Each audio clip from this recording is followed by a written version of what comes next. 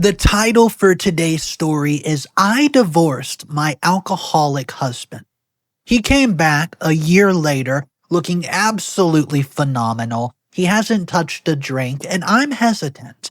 Do I give him another chance, or do I run for the hills because it's not worth it? Well, you know what?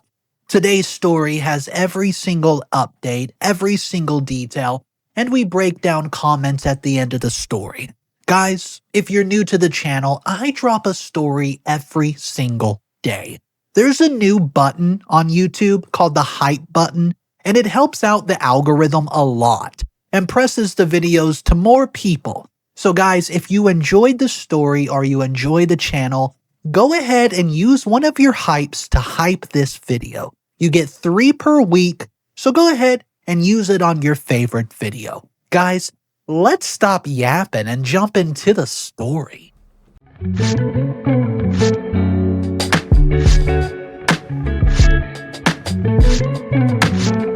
I'm Timothy, 35 male, divorced Sebastian, who's 36.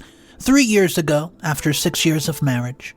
11 years together total, and see, yesterday Instagram decides to show me his 2-year sobriety chip post.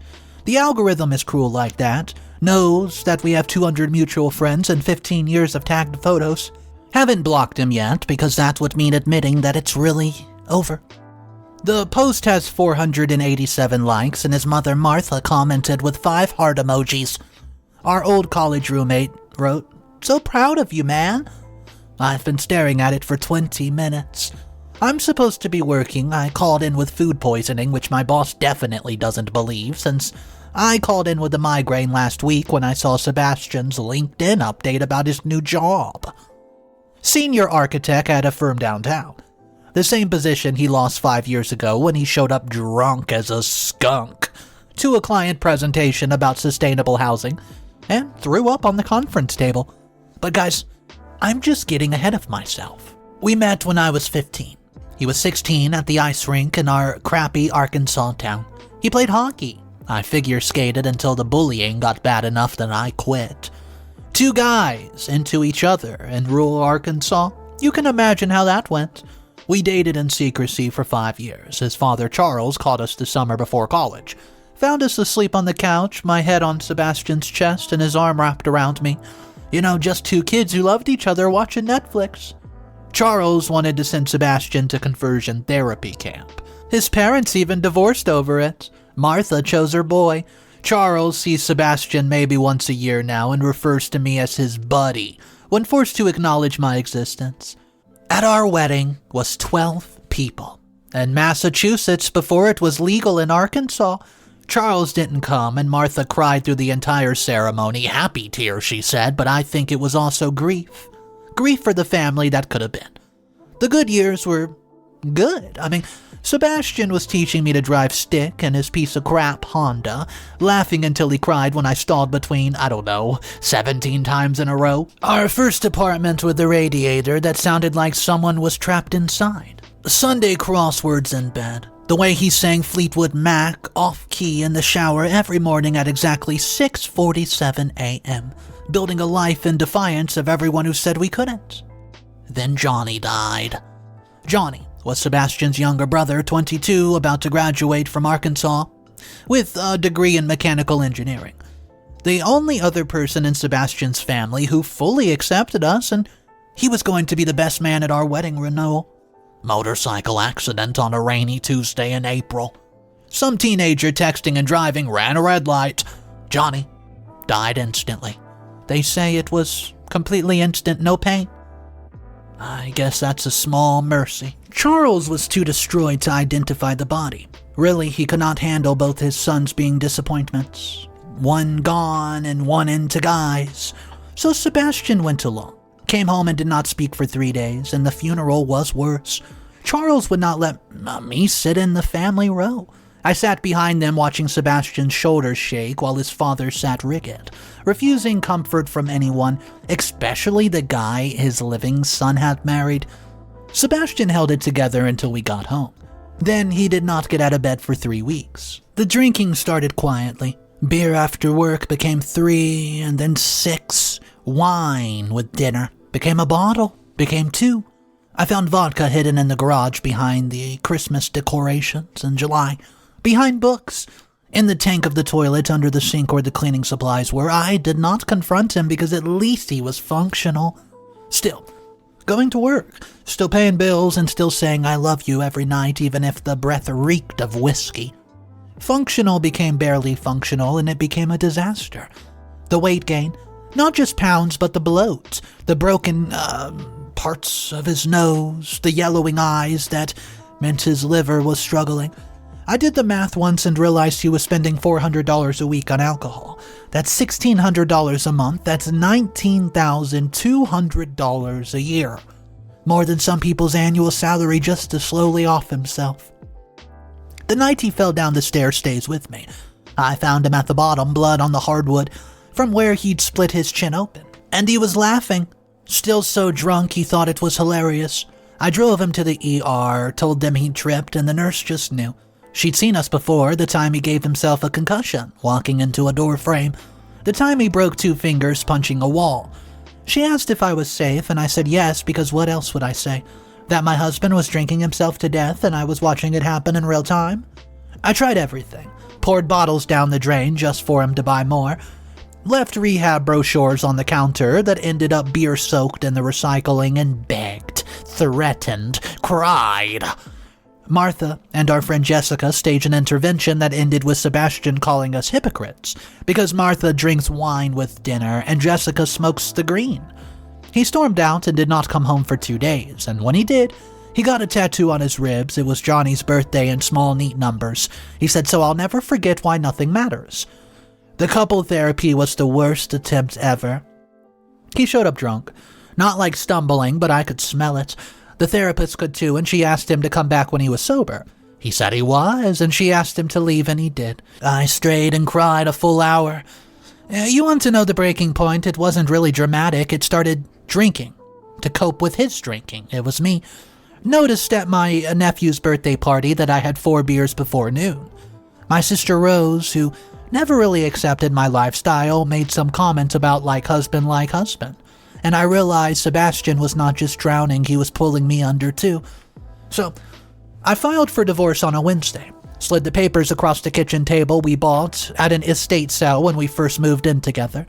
We'd finished it together, spent a whole weekend sending and staining and all sorts of stuff.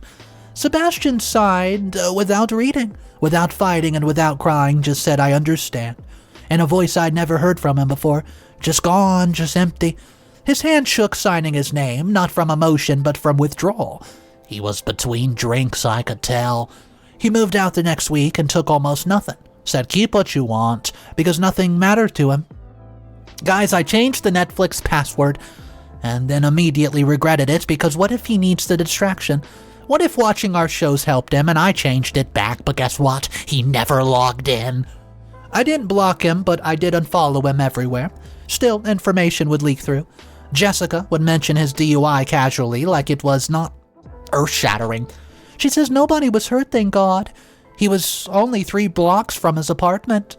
Martha crying and, well, saying that he's in rehab. She said please come visit him, she begged. I didn't. I couldn't. My coworker's husband worked at the firm that fired Sebastian. Heard about your ex, rough situation. Yeah, rough like he's gotten laid off, not showed up blackout drunk to a partner's meeting. I tried to move on. 2 Tinder dates where I talked about Sebastian the whole time. The guys were very polite about it, 3-month thing with an accountant named David who was perfectly nice and perfectly boring and who I accidentally called Sebastian during intimate love. He was less polite about that.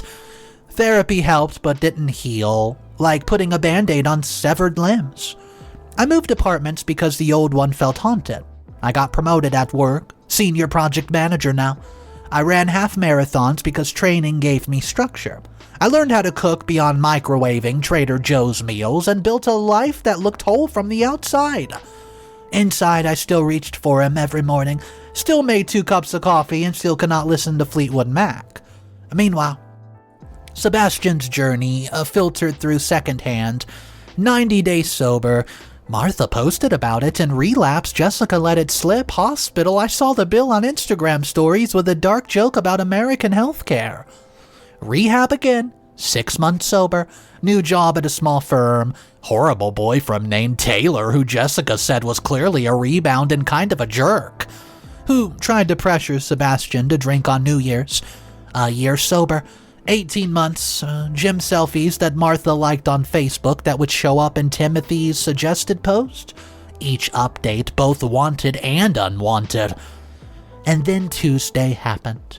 It was a 2:35 p.m. evening. I was at the Whole Foods. Yeah. Calling in sick to avoid a presentation about sustainable packaging that I didn't prepare for. Reaching for parsley. When I heard it, Sebastian, he was laughing. It's that specific laugh that starts as a chuckle and builds to something that takes over his whole body. My hands froze as I reached for the parsley. He looked at himself again. He looked just like himself. Not the ghost who signed divorce papers, not the bloated stranger from our last year of marriage, but Sebastian. My Sebastian. Clear eyes, sharp jawline, wearing one of those fitted Henleys that he used to love to wear but stopped wearing when he gained the weight. He was helping an elderly woman pick an avocado, explaining how to tell when they're ripe. The competence and kindness that made me fall in love with him at the age of 16. Guys, we made eye contact. He didn't run. He walked over with that careful grace that an athlete never quite loses and said, "Tim." Not Timothy, or Timmy, what he calls me when he was drinking, but Tim, familiar but respectable of a distance. 793 days. Sober, 793 days, Tim. We went for coffee. He suggested it, not we should catch up sometimes, but do you have 20 minutes now? We went to the place near the campus where we used to study. It's like a little hipster nightmare now. Exposed brick and $7 lattes? What is this? But the coffee's still good. He ordered a decaf. Caffeine messes with my medication. Yeah. SNRIs, not SSRIs. They work different with the brain chemistry. They don't have the same side effects, you know. I laughed so hard I almost choked on my coffee, and he laughed too. And for a moment we were just Tim and Sab, once again laughing at inappropriate things in public places. Yeah. He showed me his 2-year chip, explained that it was the longest he's been sober since he was 14, and started stealing Charlie's beers. That Johnny's death did not start his drinking, just made him stop hiding it. His sponsor is also a man who, well, is like him, who lost his husband to addiction. He gets it, Sebastian said. The specific kind of guilt, the wondering if you stayed because you loved them or because leaving would prove everyone right about the relationships being unstable. He says, I check your mother's Facebook to make sure you're okay. I still can't eat Thai food because it was your favorite. I kept your architecture magazine for 2 years because, well, Jessica made me throw it out. I work out at 5 a.m. now because 6 p.m. was our gym time, and I can't handle the responsibility of seeing you there. I hate that you got better without me, but I'm so proud that you got better. Sebastian was quiet for a long time. Then he says, I drove past your office sometimes to see your car. Kept our wedding rings in my bedside drawer through rehab, through Taylor, through everything. My sponsor says that I'm not ready for a relationship, but he doesn't know that you're not just any relationship. You're the love that made me understand what love meant. He asked if I wanted to go on a real date. Not like coffee between an errand run, but a planned thing. I said yes. I practically screamed it. Then I tried to play cool. He laughed again, made plans for Saturday, and insisted on planning everything. So guys, Saturday. He picks me up in the rental car because his license was still provisional from the DUI, took me ice skating at our old rink. We're both creakier now. I pulled something just trying to skate backwards, and which I still can't do. Sebastian steadied me with hands on my waist, and we both froze at the contact. First intentional touch in 3 years. I used to drive by here while I was drinking, wanted to go back to when we were kids and everything was possible. Guys, it was dinner. at our hole-in-the-wall college place. The booth where we first held hands under the table, terrified somebody would see. Now Sebastian held my hand on top of the table. The waitress who worked there 20 years recognized us and she said, "Where have you boys been?" Sebastian said, "Oh, we took a little break. I had an excuse to go to the bathroom, just so I could cry. Later, the park where he proposed 10 years ago. He prepared it. Blankets, hot chocolate, Constellations app on his phone because we could never remember what was what. We talked until midnight about everything and nothing at all. He asked if I wanted to come home with him. I said that we should take it slow. We both knew that we wouldn't. His apartment was sparse but clean. No alcohol, not even cooking wine. AA pamphlets on the coffee table. The architecture magazine I'd thrown out in a neat stack by the couch, and our wedding photo was right there on the bookshelf. The love was different. Not the mechanics, but the meaning. I mean, his body was different. It was lean. New scars from falling the nights all the way down the stairs. And the tattoo of Johnny's birthday still there on his ribs, but faded. We both cried during it. Not from sadness, but from overwhelming recognition of coming home. So morning came. I reached across the bed automatically, muscle memory of 8 years of marriage. He was awake and he was watching me. He said, "I'm sorry, not for last night, but for everything." And I said, "I know, me too." We're not calling it getting back together. The word boyfriend just feels absurd after everything. Partners, lovers, something undefined but real. Jessica thinks I'm making a huge mistake, and Martha's so happy that she cries every time she sees me, but also reminds me about not keeping alcohol in the home. Charles still refuses to acknowledge I exist, and Rose even said, "I thought you were finally done with that phase."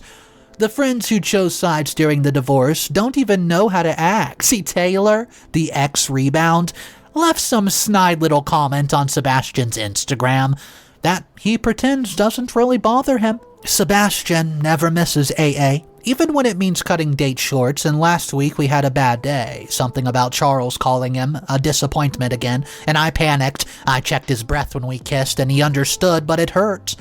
We're navigating trust, not blind, but earned. He gave me his sponsor's number just in case. See, we do couples therapy now, and both of us are sober. Both of us are there. The same therapist from before, and she remembers us. Remember him showing up drunk, and she's cautiously optimistic. There's rules now. No alcohol in the house, not even vanilla extract with alcohol, and I can drink when out with friends, but not around him. Date nights, they end at 10 p.m. because morning meetings are at 6 a.m. And we don't go to certain restaurants where the bar is too prominent. We don't watch shows where drinking is glorified. It's a small price to pay. 2 months ago, Sebastian relapsed. We had a fight about Charles, and I wanted Sebastian to stop trying to win his father's approval, and Sebastian said, "I don't understand." I said, "I understand plenty about crappy parents," and he left angry. Called me an hour later from outside of a liquor store. Crying, hadn't gone in but wanted to. I picked him up and he reset his count. Went to a meeting that night and called his sponsor. He did everything right. And that's when I knew that we might make it. Not because he didn't actually relapse, but because he did and immediately asked for help. The mundane is beautiful now. Grocery shopping together, but he takes the long way around just to avoid the beer aisle. He still sings off-key in the shower and at like 6 a.m., now because it's gym time. Finding his architecture magazine mixed with my books, the first I love you after 3 months. Well, he said it first, and I said it back immediately, and we both meant it differently than before. It was deeper, more careful, more planned, and more real. But here's the thing. I'm terrified.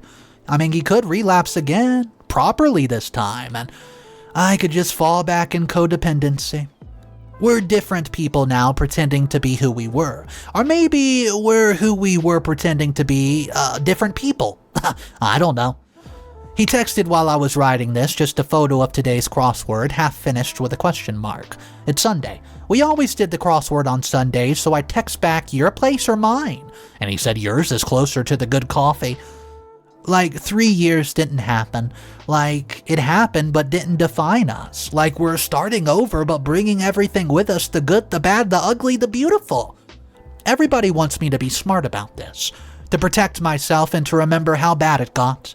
Well, I do remember. I remember finding him at the bottom of the stairs, and I remember his yellow eyes, and I remember signing papers while he shook from withdrawal. I also remember teaching him to make pasta from scratch last week, and how he flower bombed the entire kitchen. I remember how slow dancing to Fleetwood Mac in his apartment even though neither of us could really dance. I remember the walking up to his room in the wee hours of the morning, and for the first time in 3 years not reaching for someone who wasn't there. Maybe I'm making a mistake. Maybe recovering addicts and their codependents, exes, should not retry.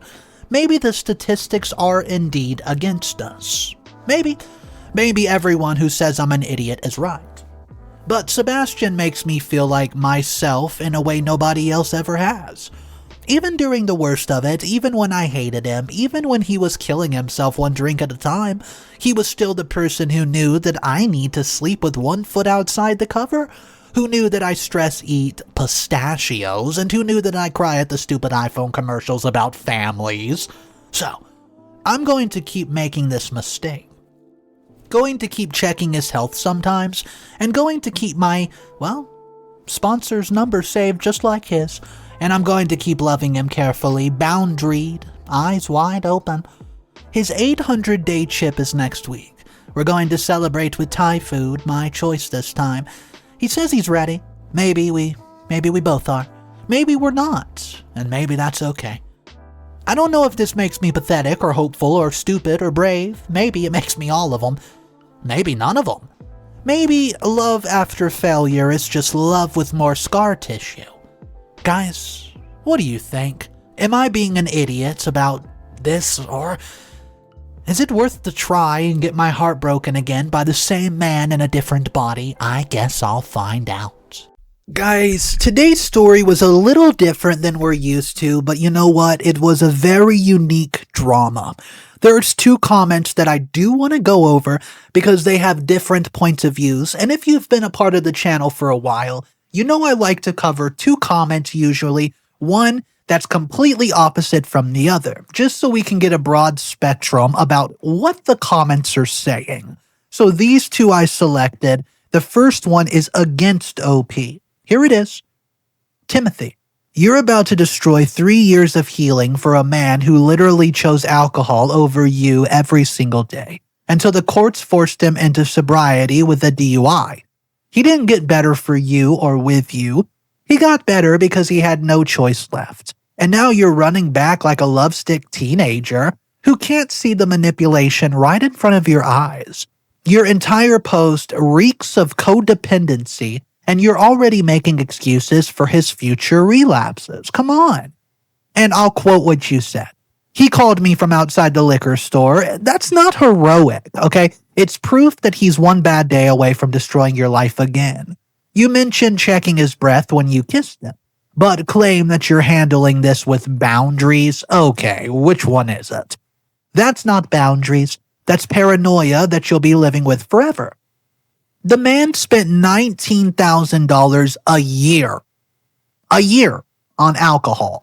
While you watched him turn yellow from liver damage, and you think 800 days erases the trauma. You're not his husband anymore. You're his safety net. And when he falls off the wagon, and statistically we know he will, you'll be right back to finding vodka bottles hidden in the toilet tank. You deserve someone who never made you question if they loved you more than their addiction. Not somebody who's one family argument away from relapse. Guys, that was a serious question. I want to know if you guys agree with it or not. But before we talk about that, let's hop into the comment that is supporting OP and is replying to the first comment. It says, wow, reading this absolutely shattered me because this is literally true love. Messy, complicated, real love between 2 people who have been through hell and found each other again.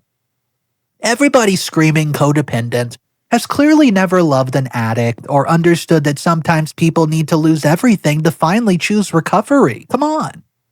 Sebastian could not get sober with Timmy because the shame was too heavy, but he did the work alone, which proves that he wanted it for himself enough. 793 days is not just a number. It's 793 daily choices to stay clean. 793 morning meetings. 793 times he chose life over the bottle that hurt his spirit after his brother died. And the fact that he called Timothy from outside the liquor store shows real recovery, whether the last commenter thinks so or not. Admitting to vulnerabilities and asking for help and using his support systems instead of just knuckling through it himself. Timothy going to all these meetings and setting boundaries and keeping his sponsor's number shows that he's not the same enabler from before. They're both different people approaching love with hard-earned wisdom. See, don't you think these two men already face enough judgment from society about their relationship? Being, quote, unstable or unhealthy? Timothy and Sebastian deserve the chance to rewrite their story with all the tools that they've gained. Love after addiction is not weakness. Sometimes it's the bravest thing that you can do. Guys, which one of these comments do you think gives the best advice, and which one do you agree with more? Let's talk about it down below in our comment section, guys. Thank you. I do believe today's story was very powerful because there's probably a lot of people out there that were struggling just like Sebastian was. Just know there's help, and yes, it gets better. Guys, drop a comment down below. Let's talk about it. Don't forget to hit the hype button if you enjoyed today's video. I'll see y'all tomorrow with another story. And just remember one thing. It's cool to be kind. Peace.